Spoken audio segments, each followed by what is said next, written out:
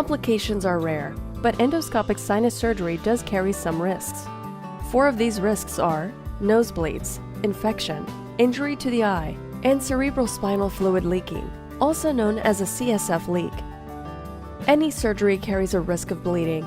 In the case of sinus surgery, it is normal to experience mild nosebleeds for a few days after the surgery. In very rare cases, you could have a severe nosebleed that may require nasal packing or going back to the operating room to stop the bleeding. To reduce the risk of bleeding after surgery, avoid heavy lifting, straining, or intense exercise for up to 2 weeks after surgery. Any surgery carries a risk of infection. Signs of infection include fever or purulent discharge from your nose. This can be treated with antibiotics. Sinus surgery also carries slight risk of injury to your eye and vision.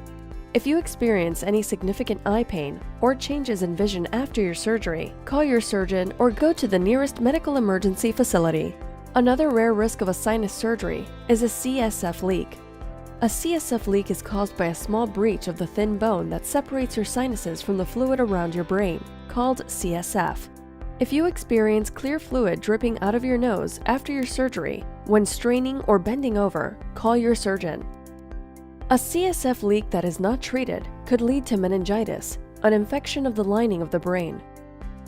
Although sinus surgery helps many patients with chronic sinusitis, polyps and inflammation do have a tendency to come back, with many patients requiring ongoing medical treatment and sometimes repeat surgery. If you have any questions or concerns after your sinus surgery, contact your surgeon's office or go to the nearest medical emergency facility.